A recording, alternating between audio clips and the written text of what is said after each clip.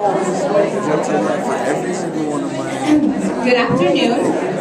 Welcome to the honors presentation of Spring 2010. If everyone could take a moment to silence your cell phones, that would be greatly appreciated. Thank you. Over the past year, the senior honors class has been exploring the impact of advertising as a contemporary issue. Our research has revealed a constant bombardment of sophisticated and targeted advertisements in post-World War II America, impacting the man's vision of the world in positive and negative ways. We will examine the history of advertising, the economics involved, and biological and psychological techniques used in advertising to affect society and the human person. Each part builds upon its predecessor to form a cumulative functional whole to show how advertising shapes our desires, shapes our vision of ourselves, and our vision of the world.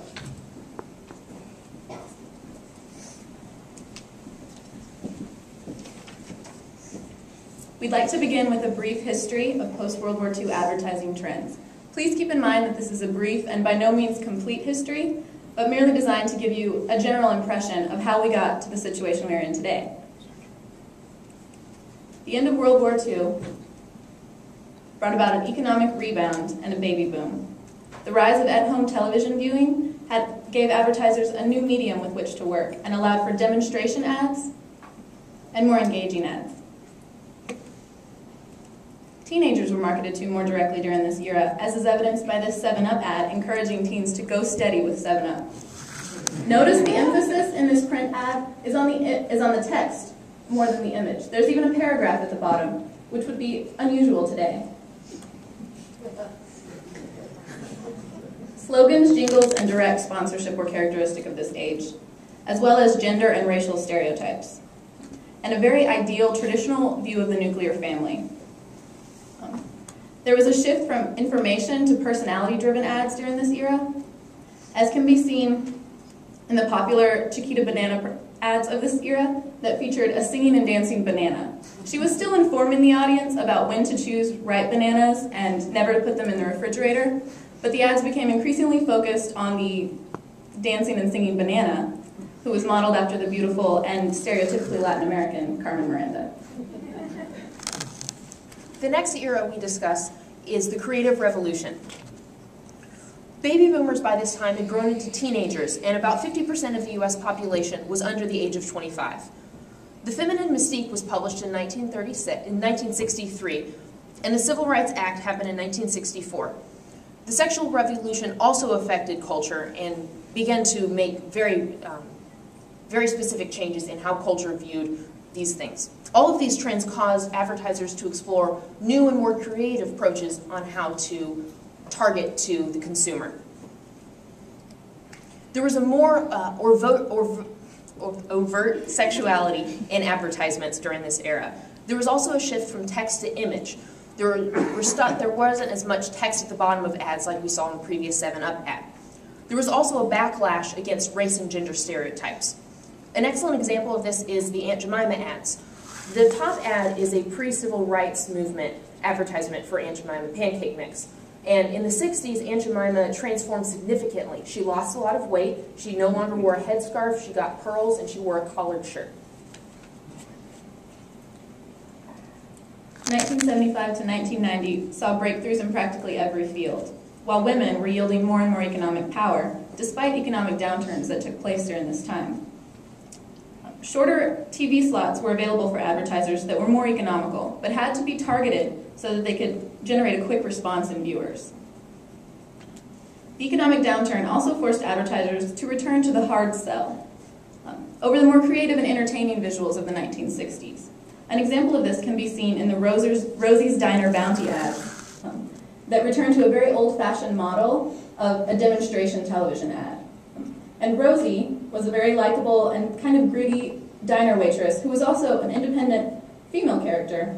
Advertisers used this character to reach out to Americans in a time of unsure financial situations and emerging female independence. 1990 to today can be characterized as the digital age. This age, starting in 1993, saw the rise of internet.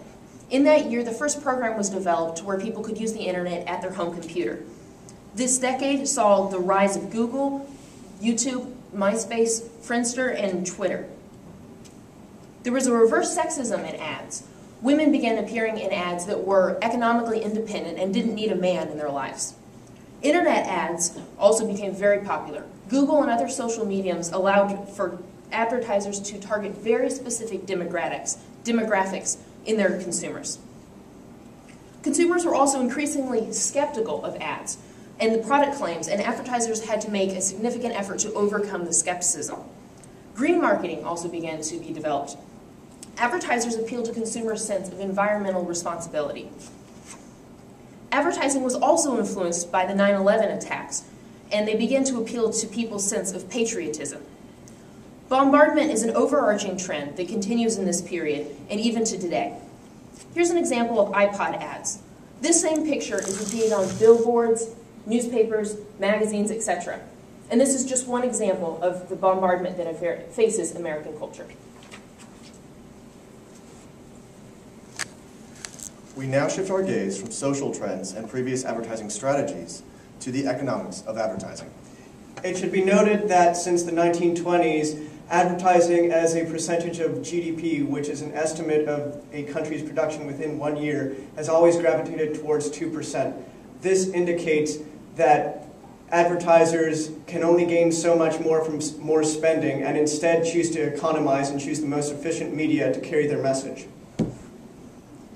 Advertisers have been shifting away from print to digital ads for some time now because they're able to target exact demographics.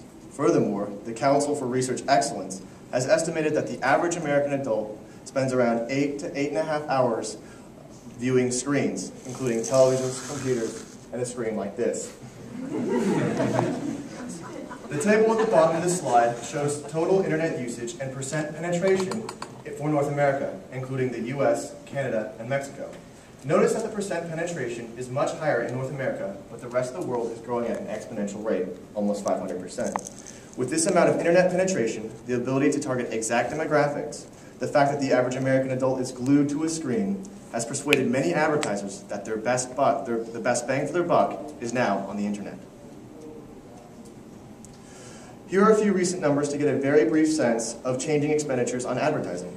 This bar diagram depicts the percent change in advertising spending over the course of 2 years, January to June 2006 to January to June 2007.